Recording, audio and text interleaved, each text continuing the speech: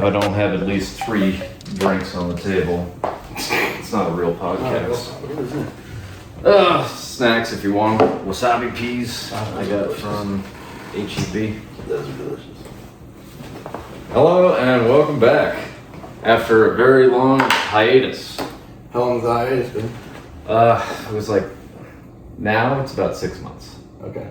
Because while I was back in Florida, my co-host, Kip Sparrow, went missing. Okay. And not just like, you know, got locked up, or like people, his family started reaching out to me and on Instagram, just like everybody was fucking worried, and I'm just like, I'm fucking worried. So he like actually went like, we're looking for you, missing person. Yeah, and it turns out he did get arrested, but he was also, you know, Kip, I'm putting your business out there. Kip had a little rough patch where he lost his job and he lost his place where he was staying, and you know, his phone got turned off, so it was. So he couldn't even tell anybody where he was. Yeah, once you don't have a phone and an address, it's like you don't really exist. Yeah, you're gone. Damn. So he's out now? He's out now. He called me about a month ago, and I've been telling people, like, when I get my podcast back on, no matter who I'm with, gotta talk about Kip. Yeah. So how long are you guys running the show? Before he got jammed up? We've been doing the show off and on for 3 years. Nice. So this is going into the show's 4th year, and you know, Kip can't be a part of it. I'm sure he'll come be a guest at some point. Is he still in Florida, or does he live here? No, he's in Florida. Okay. So you were living in Florida? Yeah, I was born and raised in Florida. What part? I'm sure we talked about this last night, but we did. I have a foggy memory of last night. Yeah, I was getting a little hammered last night. So let me introduce you. Okay, yeah, sorry. Scott, what is your last name? Whatley. Whatley. Joining me today is Scott Whatley, another fellow entertainer. We ran into each other at Creek in the Cave last night as I was attempting stand-up while hammered. So it wasn't really stand-up, it was just rambling. But I had a good time nonetheless. And yeah, it was good to meet other comics, other professionals. Mm-hmm. Those are the people I want to surround myself with, to not ride their coattails, but to be around successful people to see what I can emulate and model entertainment career off of. It's the whole thing. I mean, it's just like anything. If you want to be a good woodworker, get around good woodworkers. If you want to be a good musician, get around good musicians, and stand-up's no different. I mean, people stylistically can be completely different, but if you can learn from somebody's approach, the way they...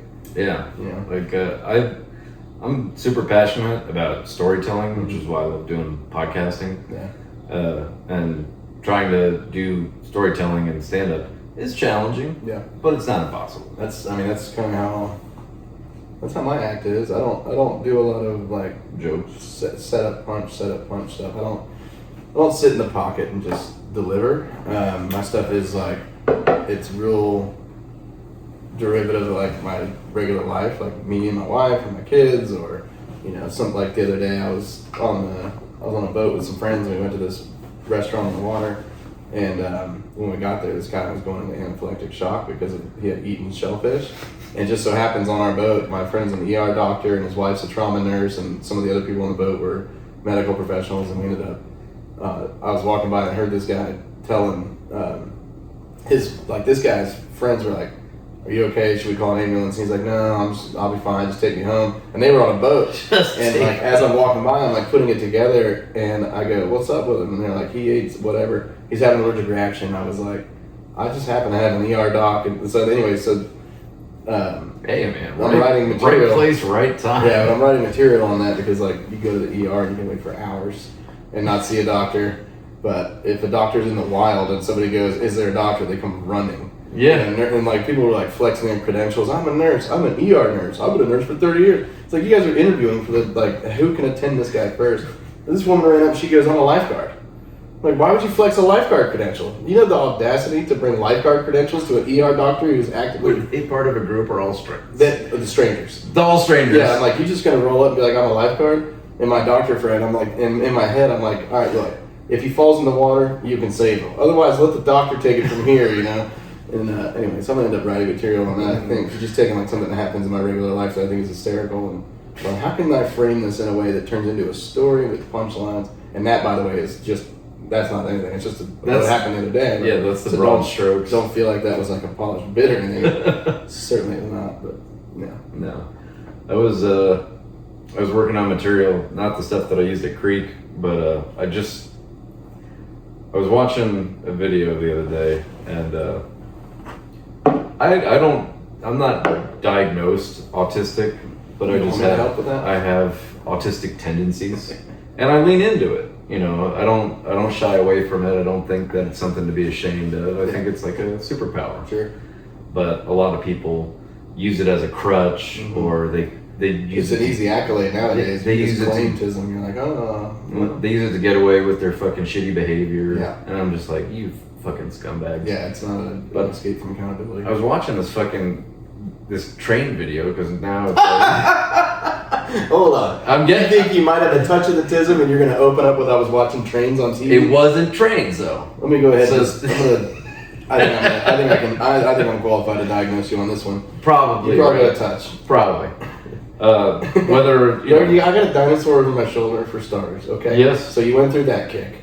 Yeah. So my brother's autistic. I can look around this room and see my brother's timeline of his life. Yeah. Find me a Rubik's Cube, and I'm just gonna get and lock this whole deal down right now. I don't have one. I don't have one because they piss me off. I usually take them apart and put them back together. Sorry, man. Also autistic. Yeah, okay. Point. But so this guy custom builds train cars and goes on abandoned railways, and he exudes so much I've joy. seen this guy. Will Spears. Yeah, I just stumbled onto his videos yesterday, and it inspired me to write my bit that I was doing half of it right now, but it wasn't even finished, and I just went up on stage at Southeast Austin's, I don't know the name. Yeah. It's a hole in the wall comedy club. Cool. But it's a good spot to go work on shit. Nice. There's like 4 audience members, whatever. Yeah. Doesn't matter. If there's one person in the room, I'll still go.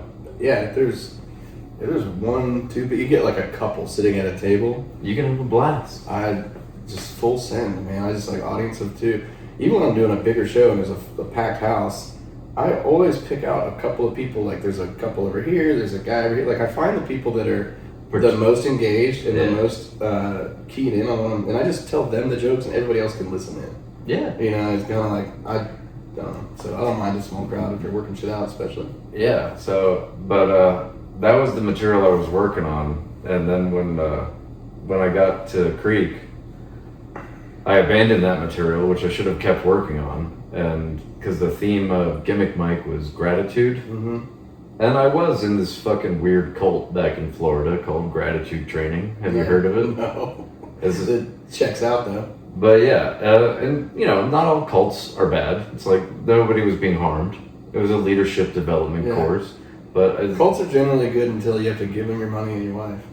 Well, I gave them some money, but I also ended up like making a ton of money.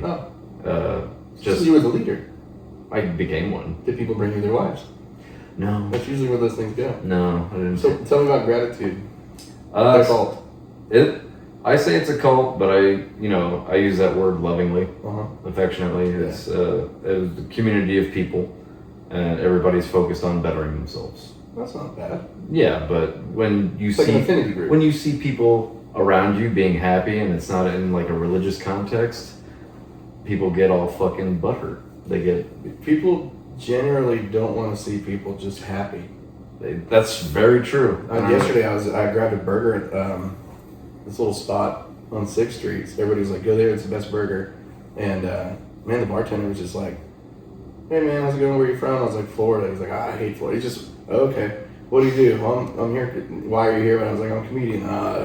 Just goes on this rant. This guy sucks. This guy's racist. This guy whatever. I'm like, this guy's just miserable about everything. Yeah. And I went and ordered some food, and he was like, what'd you get? I got sweet potato tots. And I was like, fries.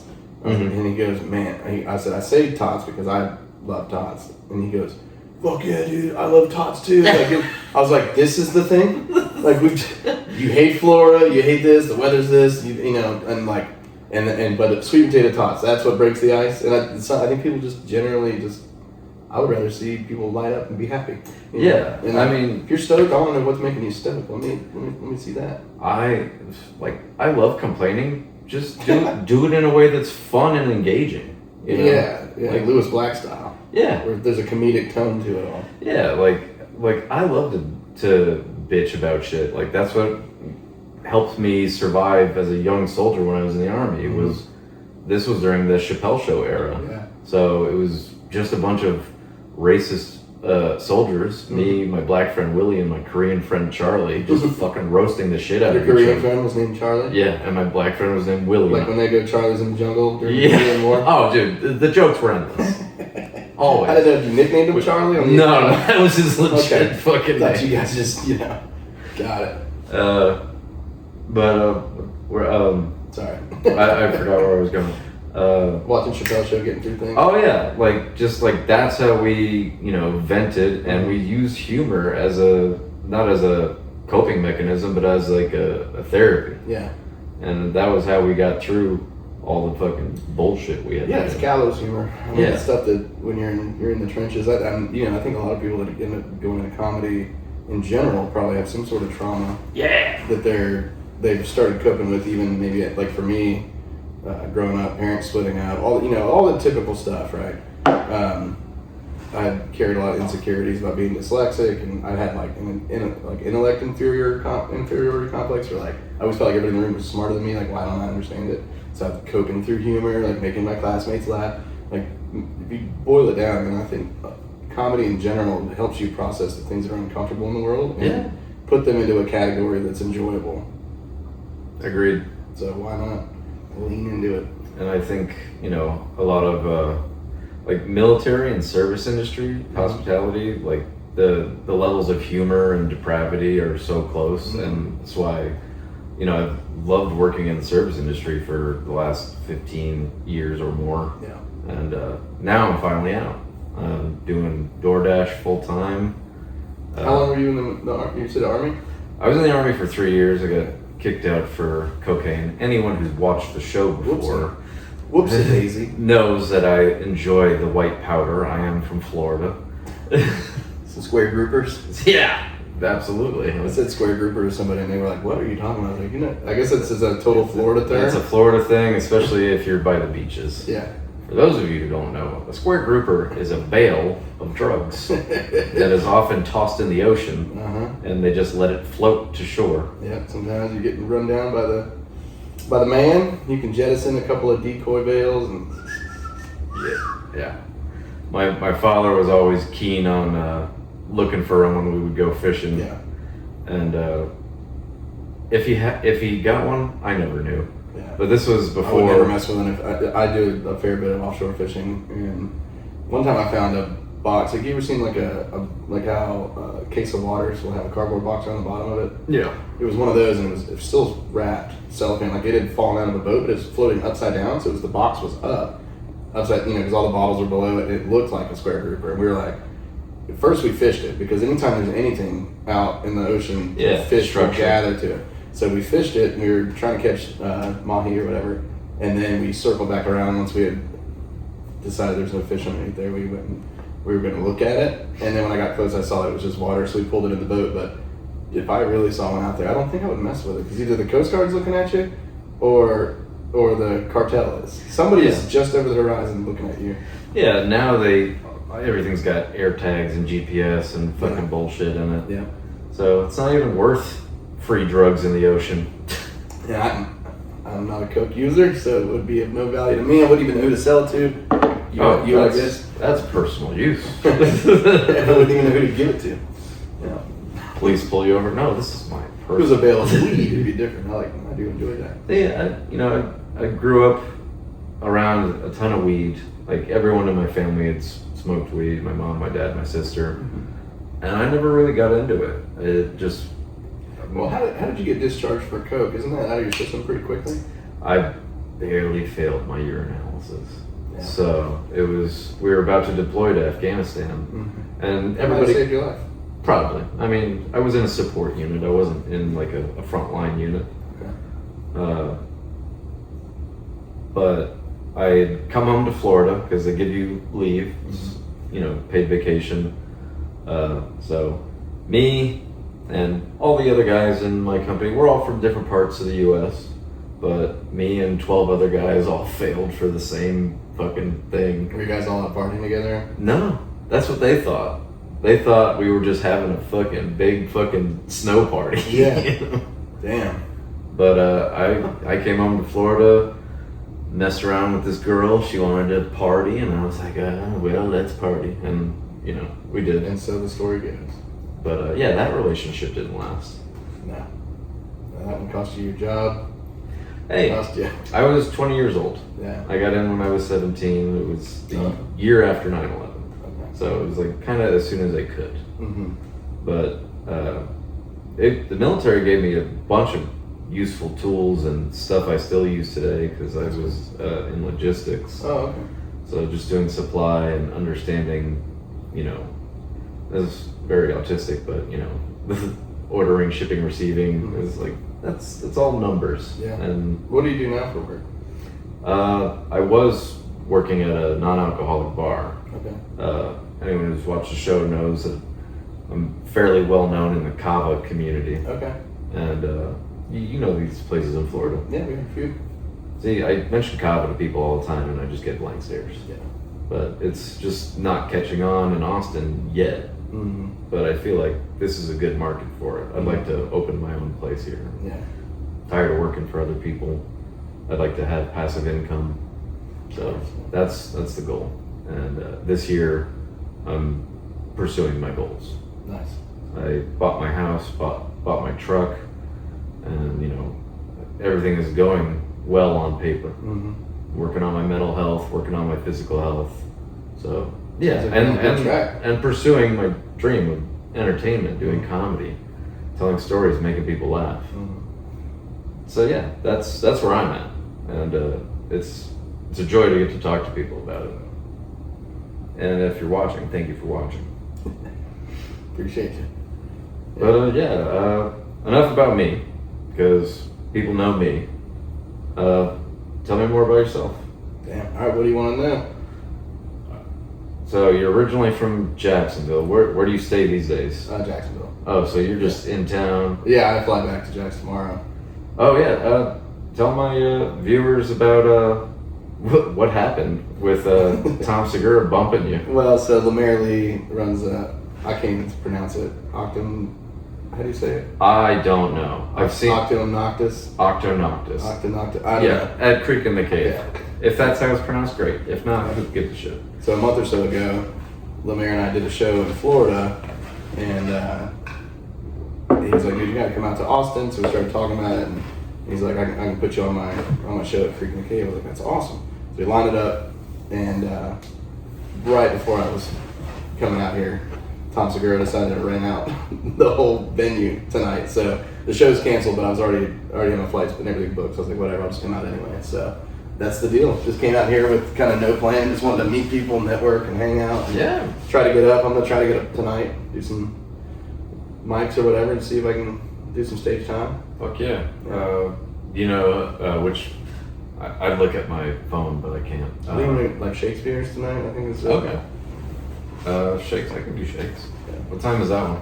late. I think I it's like- like 10:30 or something like that. I like late. Yeah, but yeah, that's why I'm here. But been doing stand-up for a while, and me and a couple guys have a little booking agency called River City Comedy in Jacksonville, and Okay. we produce a lot of shows and perform a lot. And but it's nice to get outside of your own market, because you can perform so much in one town, and you start to develop like an audience and a voice. But then, are these jokes going to work everywhere? So it's nice to get out, and we travel around Florida quite a bit, Okay. but not necessarily outside of Florida. So yeah, coming out here and getting up is something I've been wanting to do. Is it your first time in Austin? Or? Second, well, when I lived in Houston for a little while. Oh, that's right. You were telling me you lived in Houston for like 6 years. Then I would drive down here to catch a band or something like that, but I wasn't a comic back then. And then I just came out, I don't know, maybe 6 months ago or a year ago. Not for the purpose of comedy. My friend Alex has a snack food company. It's called Sphere, and they have it in Sprouts and stuff out here. And so Okay. we were rolling out to check out how this merchandise looks on the shelves and give out samples. And while we were in town, we got tickets to go to Mothership a couple times and Nice. experience that. Who'd you see? Ethan Bagg, he's a crowd work comic, was a standout for me on that trip, and we did both rooms. Like Christoph Jean was in the small room, a handful of Hans Kim. I know. I'm not a huge Hans Kim fan. No, Nah, he's all right.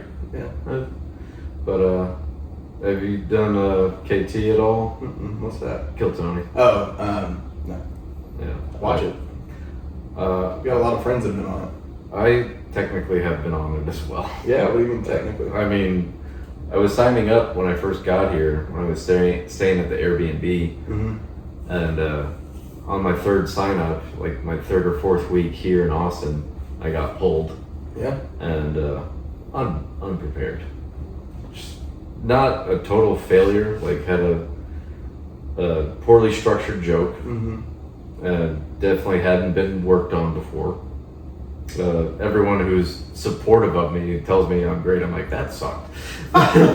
So you went up, did a brand new premise, and just riffed it. Yeah. And how did the joke go, and then how did the interview go? Interview went fairly decently. I'm very good at talking to celebrities. Mhm. Like I just treat everybody like they're Nepotism. yeah.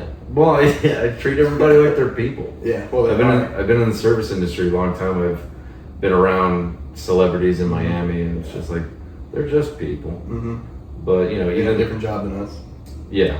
And I greatly admire Tony Hinchcliffe, and it doesn't look like I was nervous at all. Mhm. But inside, I'm just like, this is so important. Yeah, that's the thing. Like, I share that with you, in that I don't elevate a celebrity in any type of whatever, but I do understand there's an importance to a connection, and there's wanting to put the best foot forward, and then somebody that you respect, you want their respect back, and so those things, like, so if it's a celebrity of something that I'm interested in or would like to be a professional in myself, I carry nerves into that conversation. If you're a celebrity in something that I have I don't care. Yeah. I experience a lot less of that. So if you're a celebrity because you're a celebrity chef, doesn't matter to me. And you're a guy. If you're a celebrity comic, I'm like, man, I admire that, and I would be like nervous to present well in front of that person. Yeah. So I think I would be pretty nervous on the interview. Everybody tells me I would kill the interview, but I think I'd be nervous and look dumb. You know, it was, fantastic experience. Tony gave me guidance and direction. Okay. You know, I walked away with a little joke book. What did he say? What was the guidance? Keep doing it. Okay. Keep working at it, and that's what I'm doing. Is Mhm. before I sign up to go back on Kill Tony, Mhm. I'm gonna make sure I feel good about my material. Just have a real tight minute. Yeah, I've got several minutes, but I don't get it. I haven't been practicing because I've been working at this place, Gotcha. and now that I don't work there, I can focus. Like Okay. last night was the first time I had done stand up in like 3 weeks. Okay. So I want to be doing it like twice a day if I can. Yeah. There was so in Jacksonville, when I first started stand up, there were a lot of mics. And like on a Monday, you could get up 3 times in a Monday night. There's a lot of stage time. Like, so here, there's a lot of mics and a lot of shows, but it seems like stage time is real short. Like, we're getting like 3 to 5 minutes mostly or something Yeah, like they're that. trying to get everybody in and out. Yeah. So they're just mics to comics ratio. I mean, I ran a mic for like 5 years. I just kind of handed it off to a guy, a comic that is doing a great job with it. But I would tell everybody, anybody can bomb for 5. If you're killing, I'll let you run. And so and you have certain people, in your comedy scene that are proficient, they're good. And so I want those guys to do longer, or gals or whatever. I want those people to do longer so that the audience has a great experience and then stays throughout the night, So I would let guys run long. So it was not uncommon if you were, a solid comic to go up and do 10 minutes, or maybe even 15 for the right guy at an open mic. And so you can get really good when you have extended time to work on your stuff. Tommy, don't get that cord. There's the kid, you can't. So anyway, but now a lot of those mics have shut down, and so we're real show heavy. Like, we have a lot of showcases all throughout Jacksonville, but there's 2 mics really, essentially. and one's on a Monday, one's on a Tuesday, and they're at opposite ends of the city. And now those are getting kind of crowded with comics. There's just nowhere else to go. But then we haven't had like a young crop of comedians come up, and there's so many showcases that everybody who's at like kind of a certain level, Or veterans. you're just doing showcases. Like if you get booked for 15 minutes, bring a new bit, like whatever, just put it into your 15 there somewhere, and so the need for an open mic is not as drastic because everybody's getting booked on these showcases. Anyway, it's interesting how that's happening. I've had some ideas for shows. I get inspired by Kill Tony and Story Wars, Mm-hmm. and I have it in one of my joke books. It's like a loose premise of a show, game show type of it has elements of improv, and there are structured parts of it. It's not scripted specifically, but I'd like to get that going. Yeah. And I haven't really thought about that until now. Just like you talking about these shows just made me think, I have a show idea, and there's opportunities in this city. So there's a bunch of, if you live here and you want to be a comedian, there's no excuses. Yeah. Like where I'm at, there's no big famous headliner. There's one club, one comedy club, and up until we started producing all these shows, there was somebody who might produce a couple of shows here and there. Somebody might do we did 2 or 3 shows. We did the show last year, but nobody was consistently building a scene. And so the other night, between the shows that we were running, and there's a couple other people running shows in the city, and we have a Don't Tell, we were looking at it, we're like, man, there was like 6 different comedy shows happening in Jacksonville, and several people were on multiple shows. Like I was on multiple shows that night, and me and the guys were talking about it, like this didn't exist 3 years ago. Yeah. But this culture of putting on these, high quality, they're local shows still, but they're high quality, they're well produced, well thought out from start to finish. Polished. Yeah, polished. It just didn't exist a few years ago. And so now you're seeing, I think, granted, I'm probably a little bit biased, but if I'm comparing the comedians that I see on a regular basis in Jacksonville to other markets, I'm like, dude, we got some killers, man. Some killers. And I think it's largely just because there's all that opportunity, Yeah. It's really nice talking with you, man, because this is just like letting me know spiritually or universally, like I'm in the right place, I'm meeting the right people, and I'm on the right path. Mm-hmm. So certainly, because I bumped into you at Creek in the Cave and you're talking with Amir Lee, so like that's a connection again. Like here, like I said, like if you want to be a comedian and you live in Austin, you have no excuses, and so like it puts pressure because like I cannot say it's anybody else's fault. There's too much opportunity here. Yeah. Like if you are a Jacksonville comedian, you're not walking down to the local spot and bumping into a guy who is friends with Shane Gillis. Yeah. Roommates with, or is on one of the largest platforms. You're not just bumping in to like touring national killers, headliners. Yeah, I casually bumped into Timmy No Breaks a couple weeks ago at Creek, Mm-hmm. and just said hi. Yeah.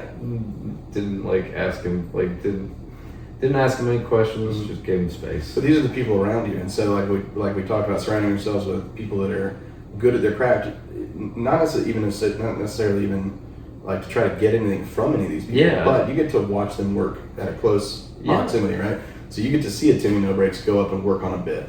You get to see Lemaire go up and riff, or you have a lot of mentorship here, even just by means of like if you're a golfer and you're playing at a nice country club and you're a member of a nice club, you're gonna meet guys at the bar. You're gonna get invited to go play on a foursome and see some guy you're gonna get basically a free lesson.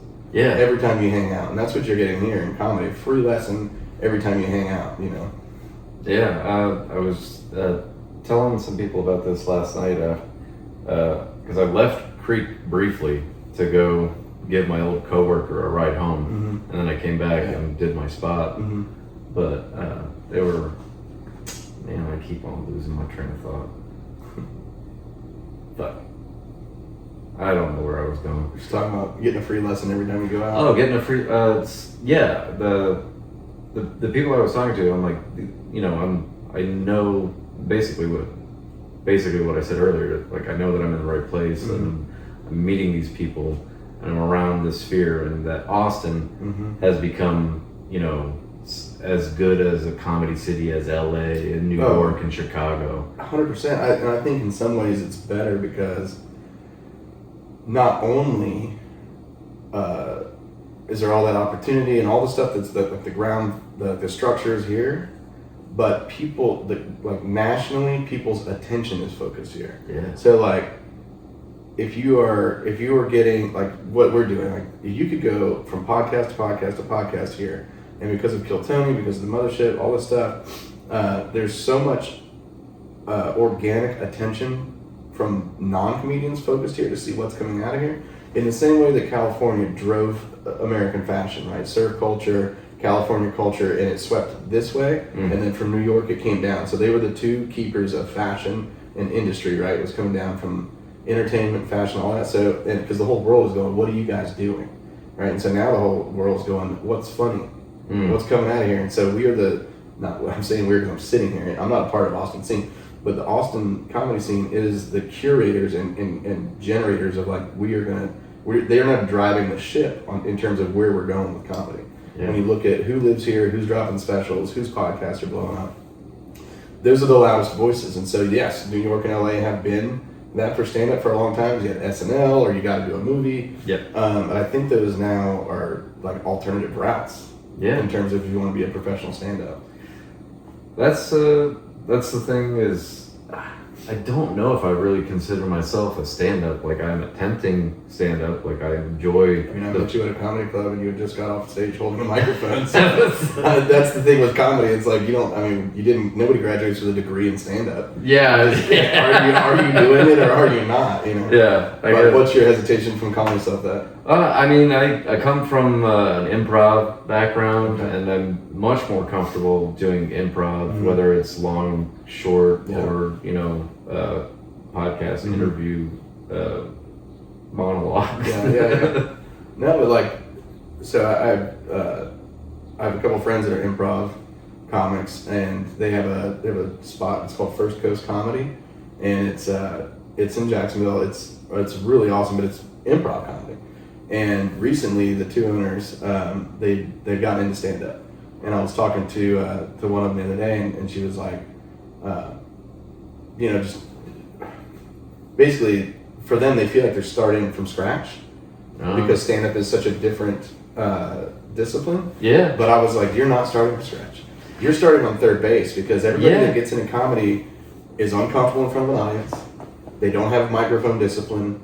They don't have, I was like, you've got hours and hours and hours and hours of professional, real world stage time where you're not just stage time, because you're not just delivering speeches, but you are finding funny in a moment, being reactive and being sensitive to an audience and like using your stage and delivering the right line at the right time. So timing, all the fundamental things that it takes to be a good comic.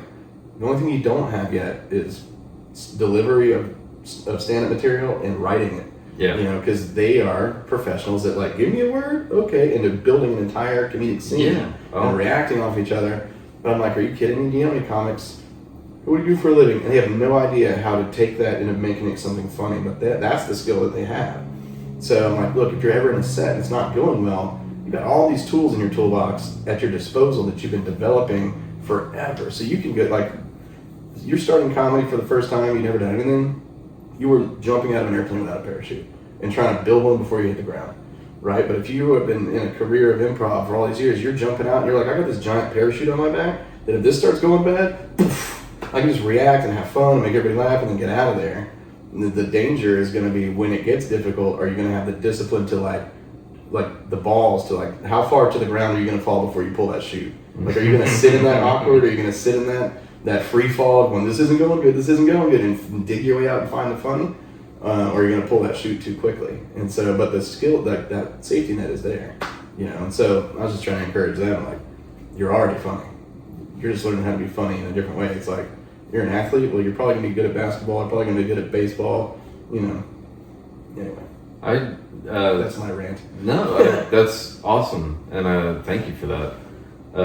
I guess my challenge that I've been imposing on myself is just writing it. Yeah. Because the ideas come all the time. You would probably be served really well to give yourself a random premise and then react to it and record yourself and then go back and listen back and take notes on the beats of that. Yeah. You know, because if you're an improv guy and you need to react, like if you write well reacting, I do, that's kind of how I am. I would consider myself a crowd work comic. Yeah. Even though as a discipline, if you book me to come do a half hour, I'm bringing a half hour material, but I'm going to use it if I have to. Yeah. You know, because I really love crowd work.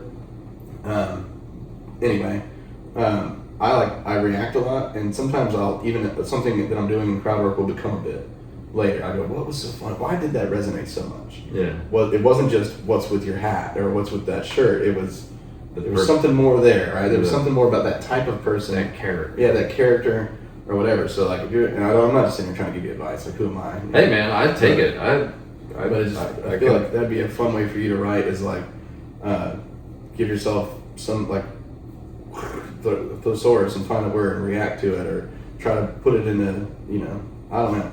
But if you're a naturally improv comic, that might be a fun way for you to write. Yeah, actually, that sounds really fucking good. I'm surprised I didn't think of that. I do all kind of dumb stuff, man, to try to help. Like, I don't know if it's dumb or unconventional or whatever, but like that's good for your plasticity. Yeah. Well, and like to prepare for shows, this is more like just a little dumb trick that I do. Like to prepare for a show, my friend Thomas, I'll call him and be like, "You ready for lunch?" That's the name of my cat. Thomas. Yeah, Thomas. I take Thomas to lunch, but he knows like lunch is on me, but I'm doing the talking because I'm literally going to tell him like in conversational voice my entire set. So I'll be like, "Oh, what's going on, man? Where's all my married people at? Hey, how's it going?" Usually I get this response. "Yeah, I'm married. This is my second time." And I just tell him my material with no inflection, just neutral. Just here's the show, where every word in the place that it goes, so that's locked in. And then I go, all right, now I'm gonna do it fast. So I go, "Hey, what's up? Where's all the married people at?" And sometimes I skip like big chunks of the joke. I'm just getting the transitions, right? Like, you got kids? Fuck your kids. I got kids. I like my kids. I don't care about your kids. I got 2 daughters. And I like quickly go through all my shit, you know. And that way I lock it in. Yeah. Like every comic is gonna find little things that they like to do that'll help out, you know. So if you write differently than somebody that, fuck them, do what works for you. Yeah, exactly. I've used that advice many times in my life in many other areas. Find what's effective. And I have to caveat, like any advice that I'm giving or saying, it's coming from a hack that's just trying to figure it out. Like, this is not coming from like this is how I made it. You know, like we're all in this shit sandwich together. Nobody knows who I am or what my material is, or like it's not like, you know, this is like coming from like extremely humble, like just trying to figure this shit out. So I don't want it to come across like I'm, you know, some sort of expert or anything. I don't really care about the way people, you know, view me. If you view me and you like me, then I like you. It's fair. I believe that the honest part of what we do, if you're doing material from your life, is that you will attract the same type of people. And if that pushes people away, they're not the people that they're not the people to be around you. It just acts as a great filter. Yeah, there's certain crowds that do not like me. That's what's great about being authentic with your material, and just like who you are as a person. Like, if you're fake all the time, you're gonna attract fake fucking people. Well, and part of if you're gonna be a professional entertainer, professional comedian, in order to have a sustainable career, you have to find your audience. Yeah. And you can't find your audience unless you start whittling away the ones that aren't. Like, I'm not gonna waste my time trying to make this, like, you didn't get it, you didn't like it, that's fine.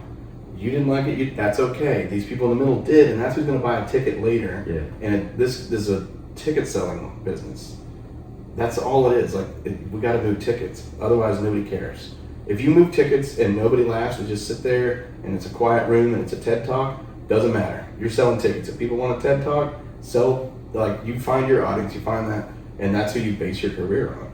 You know, like, that's people, they're like, Tony Hinchcliffe's racist, whatever. Who cares? The people that'll buy a ticket are gonna buy a ticket, and that's his business, that's his career. Yeah. And part of his core audience is the ones that think it's cool to like the thing that other people are mad at. All right, cool. Well, then keep making them mad, and you're going to continue to crystallize your base. Yeah. That's your business, right? And then you got other comics that are just like their entire brand is being lovable and loved by. You got like a Bert Kreischer, or everybody, or what's that? Fluffy. Yeah, like everybody loves me, and I'm not going to offend anybody. And it's like, this guy's safe. Nate Bargatze, I can bring my family to this. That's his brand, right? Yeah, Nate Bargatze. Like, Nate Bargatze. Did I say it wrong? I didn't hear Nate you. Bargatze, whatever. But yeah, his whole brand is like, bring your mom. She'll love it. You know? Okay, cool. So he figured his out.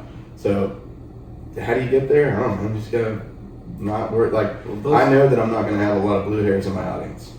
Yeah. It's just not going to happen. I don't mind. I like these people. Yeah. They don't like me. And that's okay. You know, I'll do a room and it's like a liberal leaning audience and they just don't like me. And I'm like, I don't care about anything you're doing. I just look a certain way and I talk a certain way. And if you want to judge me based on that, that's on you. You know, fine. I'll just make other people laugh, you know? Yeah. I always tell people like, I'm totally like, I don't bring any political anything to stage. Because I don't care. I don't either. I just don't give a shit about it. I think people make assumptions about what they think I am because I look like how I look, you know? And sometimes that's enough to just get an instant write-off. Actually, I wrote a punchline one time I was on stage and I had a joke that didn't really have a clear punchline. And and this woman was just scowling at me the whole time. Oh, and I was like, I'm looking down and like out of like frustration of like, you hate me right now because you think this joke is going one direction, but it's actually not. That I wrote a punchline in the moment just to see what her reaction would be, and it broke her. She laughed really hard, and I was like, "See, you don't hate me. You just thought you hated me." You know, like, that's the whole deal. You know. But, that's sorry, I'm going on these. No, man, rambling. This is great because usually I'm stuck doing all the talking. I mean, no shade to Kip, but Kip would ramble about fucking everything, and then he'd go into politics, and I would just, and I always the thing that I love to do to snap him back out of it, because this is a tall black man with dreadlocks, and has the whitest name ever, Kip Sparrow. I was not picturing tall black man with dreadlocks. Yeah, Kip. Yeah. If you check out the channel, the black guy, that's Kip. He's my old co-host. He started the show with me. Okay. But I always would snap him out of it by just saying something that completely disagrees with all of his views. Like he loves Russian women. I'm like, fuck those Russian pieces of shit. And he's like, no, I love them. Don't listen to him. I'm like, yeah, listen to me. So you guys are doing this for how many episodes have you done over the course of that time? I think we have about 40. That's awesome. That's that's probably where my podcast is. We've been doing it for a few years, and we've taken some breaks because just live travel. Yeah, we actually added a third member to our crew. It's me, myself, Alex Sanders, and Alex Fitzjohn. So it's the name of our podcast is the Alex and Scott Show, and so we added an extra Alex, so we don't have to change the name. We just added an apostrophe. The Alex's and Scott Show, you know. But yeah, when you add a third person, like it took us a while to figure out scheduling, and one person takes a job, and so we've had a couple of interruptions, but we're back to being consistent now, which is really great. But so over the course of the last few years, we're probably at, I don't know, we're in season 2, like episode 10 or 11 now, and the first season had like probably 30 episodes, maybe 20. So we might be a little bit behind you on how many episodes we've done. Well, we recorded a lot of episodes we didn't release too. That was our big thing. We were recording consistently, but not releasing. Let me give out an accurate fucking number. YouTube. Do you post on Buzzsprout or straight to Spotify or YouTube or how you do it? I stopped using Spotify because it was just audio only, and I do like having a video podcast.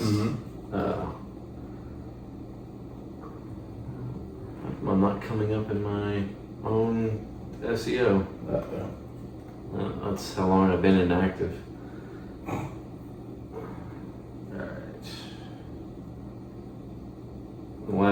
The last couple of videos I was working with an artist friend of mine. This is a render writer. And really cool. He does murals all around the world. He does like handwritten art. I have some over there. Yeah, I'll show it to you. But let's see. Okay, so 35 episodes. Okay, cool. And other various shorts and other stuff. Like I have my... So Alligator Couch, obviously your branding is awesome. When I saw Alligator Couch, I was like, hell yeah, dude, this is right up my alley. Very so tell Floridian. me, you said this couch came from Florida. Yeah. Alligator on the back of it. Where's it all come from?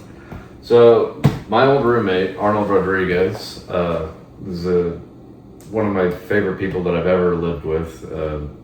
I don't know if I'll ever find a better roommate. Mm-hmm. John, if you're watching this, you can't hold a candle to fucking Arnold. Arnold is the man. Arnold's watching this. He's not. Yeah, pretty much. But Arnold was in a sobriety program, and one of his sponsors gave him this couch, and his sponsor was this fucking loaded millionaire. Sweet. So this is like, this couch... It looks like it came out of a rich guy's office. Yeah. This couch was $5,000. Oh, and it is Alligator. Yeah. Oh, I didn't catch that. Yeah. Okay, no wonder. It's subtle. Yeah. But it doesn't really, it doesn't come through on camera unless you look like down lower on the couch. Yeah, but that's Alligator. Yeah. That's cool.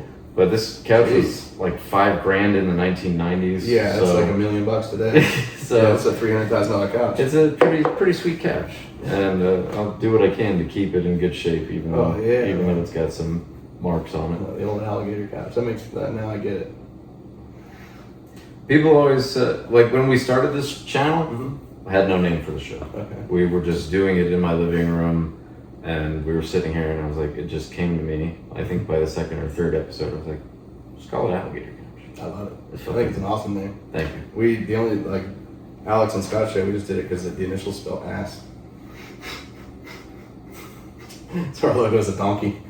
That's great. It's nice having a mascot. Yeah. Just a little something. Like I have tons of fucking mascots, and all my autistic tendencies are part of the set, and that's some of the old your comics. Comic books. Yeah, you collect a lot. I saw there's a bunch in the wrappers and stuff. I was like, damn. Yeah. As you were describing your suspicion that you might be autistic, I'm looking at the neatly organized collections of figurines. Confirm or deny. It's just like, meh.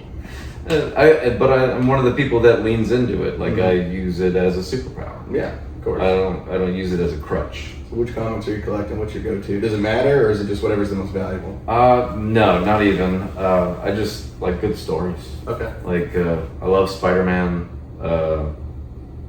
Anything that Robert Kirkman makes. Walking Dead, Invincible. Okay. Yeah. Spawn. Batman. Those are like. And you read these comics? I have read half of them. Okay. Some of them were just gifted to me, and I have never opened them. Okay.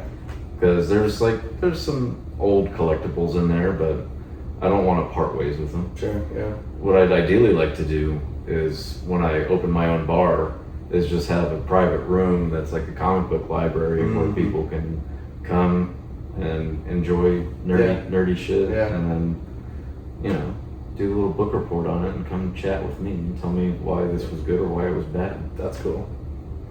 So do you ever read one and you're like, this was just a bad comic? I mean, yeah, but I do enjoy bad things. Like I watch bad movies and I enjoy them. Yeah. But, I totally agree with that. With a comic, is each comic book like an episode? Like if you're watching a series on TV, like if you're watching Batman the cartoon, would each comic kind of be like, this is the episode? Yeah, and usually a series runs for about 5 issues. Oh, okay. And so they'll build on each other? Yeah, there'll be 5 or 6 issues typically. That's the format that most people do with storytelling, and it's just easy to do if you're doing monthly. It's like, okay, we have a 4-month or a 6-month run of this comic.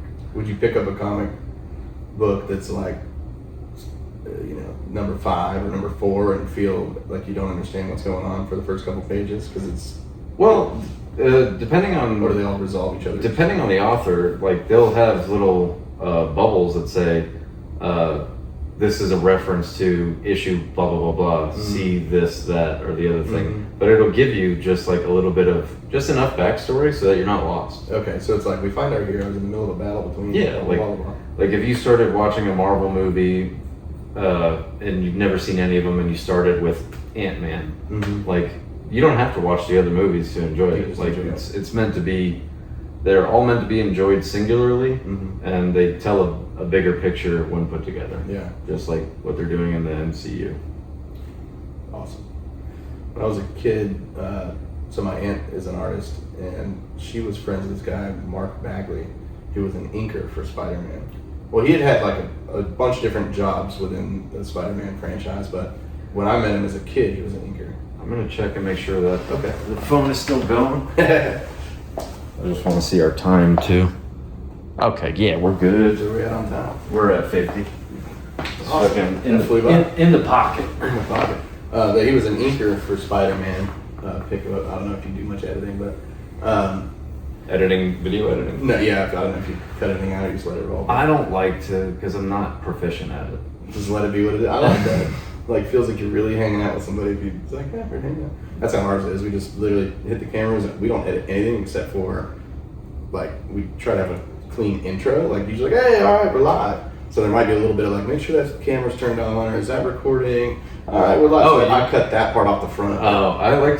I always keep my cold opens. Do you? Because we roll into them a little bit. I have this little jingly things like, ring, it sounds like a cartoon. And so like sometimes I'll fade us in talking about that where we're already just, I'll just hit record and nobody even really sees me do it. I've done it to Kip dozens of times over the past 3 years where I'll just, I'll have everything set up and we're like sitting here and we're eating a little bit or we're talking like, oh, da-da-da-da. And I'll just like trick him into saying some out of pocket shit. And he goes, "Are you recording?" I'm like, "Yeah, we are. Hell yeah, we're live." He caught on a few times, but I love tricking Kip. It's so much fun. There's a romance, I think, between you and Kip. We need to get him back here. I love the guy. Yeah. I really do. And Between him and your old roommate. Kip, I hope you're well. And Is Kip still in Florida? yeah, Okay. I really, I wish him the best. And if not to put his issues out there, but Kip, put the bottle down. Oh man, yeah, you're better than that. You got better things. So, what part of Florida? We were in Miami. I was in that's right. Miami for the last 10 years. Okay, so man, what a wild place to live. I visited Miami a bunch of times, but There's so many different parts of Miami. It's a lot like Austin. Like there's areas that are very affluent. And, like I usually live in the hood. Yeah. Because I'm very comfortable there. I like this neighborhood is mixed. Like I've got. I wouldn't call this the hood. This is a nice neighborhood. No. This is me glowing up or coming up, Yeah. whatever you call it. Yeah. Got out the hood. But yeah. You're still Jenny from the block, though. Yeah, that's right. Don't be fooled by the house that he got. But yeah, my neighbors are all mixed race. There's a guy from Senegal down the street. My neighbors on both sides are Mexican. Do you know your neighbors pretty well? I know Jaime. Yeah, I'm pretty big on knowing everybody that lives around me, just being friendly. I feel like America lost a little bit of that, where the dream of get the job, get the house, but people just come home, they drive in their garage and drop the door. You don't that guy's lived over 10 years. I've never talked to him. I don't like that. I know all my neighbors, and if you're out of town, dude, I'll come. What do you need? I can open, let somebody in if you need me to or whatever. I was basically the neighborhood kids. They offer to mow the lawns and wash cars, and I'm like, not today, but I definitely would. You can wash my truck anytime. That's fine. I wash my truck, but I'll give these kids an opportunity. Yeah, make a few bucks. And shout out to little Roger. He's out there, grinding with his brothers and sisters or cousins or whomever. But I like the neighborhood. That's cool. Yeah, man. Oh yeah, from the last episode, if you've watched the show at all, I live in Texas now. I'm a proud veteran homeowner. I bought a truck. I'm here doing my fucking dreams, and I've met Scott, and this is just I'm checking off boxes in my life that I didn't think that I would get to. And how long have you lived here? 4 months. Oh wow, that's brand new. Yeah, that's why this place is in such a state. I don't have actual furniture. I have folding tables. Yeah, it looks good. Yeah, it's fucking bachelor. I like what you're doing here. Bachelor as fuck. Makes me feel very comfortable. I'm on the alligator couch, man. Like, life is good. I don't think I'm bringing any women home to this for a little while. Hey, it was really fun meeting you tonight at the bar. You want to check out the gator couch? It's right next to the folding table. Just move that drill out of the way if you don't mind. Don't let that stepladder bother you. I've got fucking tools all over the place. This is not the final layout. No? This is going to be the You final... mean the TV's not only going to sit on the folding table? No, I gotta... You got big dreams. Yeah. Mhm. I gotta... Well, that TV is going to move here. This is going to be my study. I got Okay. bookshelves in the garage to better organize some of this stuff. Yeah. Is it a 2-story spot? One. 1 story? Okay. Yeah. I don't like stairs. No. I don't know why anybody would do that. Like, we're all getting older. Yeah. I had a 2-story house. I've had 2. And, like, fuck that, dude. And even my house now is 1 story, but we talk about remodeling it all the time. And because of where it sits, like, we don't have a lot of room to go wide. And I'm like, damn, are we gonna have to go up? And so if we, like, I want to do like a loft over our living room, so you can kind of go there and it's a place to hang out. Okay. So like if we're entertaining or if the kids need a place to go, Like the they can day room. Yeah, and then I want to do something over the garage where it's like a functional space that you can stay up there, or you can just go up there and like watch a movie or whatever. So if you had guests over or something like that, but otherwise I want all of the major upgrades to be in the downstairs. I don't have to go upstairs. Yeah. Very little. It sounds awesome. The only improvements that I want to do to this place, I'd like to start a garden in the backyard. I'd like to do like my neighbors and get some solar panels. But yeah, just I like having a bunch of smart devices. I love AI as much as it scares everybody else. I would like a full robot body if I could. Really? Yeah. What would you do with it? I just for me to put my consciousness in. Oh, really? I'm not in constant chronic pain anymore. You have chronic pain? Yeah, jumping out of planes. Okay. Fucking parachuting in the army. But my knees, my ankles, my back, and my neck. But yeah, arthritis. Just fucking put me in a Terminator body. Yeah, I'm gonna circle back around to the TISM. You just described to me about wanting a full mechanic, but yeah, I think you just put my consciousness in there. Yeah, that's good. Yeah, I confirmed. I'm just kidding. I'm just playing into that. That's fine. So, I love it. Like I said, they're tendencies. Yeah. And tendencies tend to mean you got some. Yeah, I like it. But yeah, I like working with my hands a lot. So like I do my own home repairs. I just had, I think I briefly told you last night, today I had my homeowner's insurance adjuster come out and I had to cut a hole. I saw that. And What's because the hole for? when it rains really heavy, there's a leak. Gotcha. And when I first moved in here, there wasn't one. So It's probably somewhere on the roof and it's just running down one of the trusses and dropping there. that's what I was thinking. So I cut that hole just so I could see where the water's coming from next time I get another heavy rain. But But shine a light up there and have a look I think I can fix it without having to use my insurance. Yeah, that'd be the better one. And you know, I'm pretty fucking handy. I got tools. It's all that. Anything I don't know how to do, YouTube. bingo. Yeah. University of YouTube. But yeah, man, this has been a real treat. Dude, thanks for having me on, man. I Absolutely. appreciate that. Scott, tell the people where they can find you. Scott Whatley Comedy on Instagram.